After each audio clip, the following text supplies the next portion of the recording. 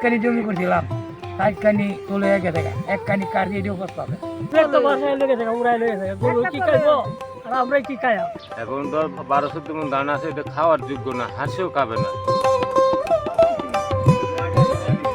5 কানি জমি করছিলাম, 5 কানি তুলে গেছে, 1 কানি কার দিয়ে উপস্থ হবে। 4 কানিকে ডুবাই নিছে গা, 1 কানি আনছি, এই যে আল্লাহ মাছটাকে গলতাছে লাস্টাই না রোদের লাগি। আমরা তো গিরুস্তি করছিলাম আশায়, গরু খাইবো আমরাও খাইয়াম, আমরা তো বাসায় লেগে থাকে, উড়াই লেগে থাকে, গরু কি খাইবো আর আমরা কি খাইয়াম? 12 হাড়া জমি ডুবে গেছে। ডুববে গেছে গা, মনে করেন। আর যেটি লইলাম সে 7-8 কাটা খেতে, এটি মনে হচ্ছে ফুটতে ডুববে গেছে গা। যারা সব ভালো মানুষ আর দেখি, আমি যে গরিব মানুষ, আমার কিনু দিন নামটাম ডায়েরিতে কিন্তু নামটাম নেয় না। 40 কাঠা জমি করছিলাম, এর মধ্যে 19 কাঠা জমি 23,200 টাকা কাটাইছিলাম।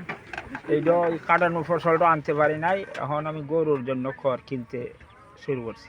আজকে যে আমাদের হাওড় অঞ্চলের, বিশেষ করে যে আমাদের ইকনা উপজেলা বস্তিকরা গ্রামের, যে আমার ব্যক্তিগতভাবে আমার প্রায় 50 একরের মতো জমি আমি আবাদ করেছিলাম।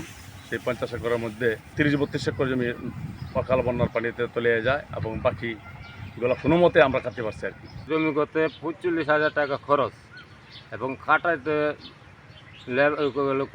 লেবারের নিচে 20 মণ আড়া। এরপরে বোমা ভাড়া গেছে 10,000, টলি ভাড়া গেছে 10,000, নৌকা ভাড়া 1,000। এবং 12-14 মণ ধান আছে, এটা খাওয়ার যোগ্য না, হাঁসেও খাবে না।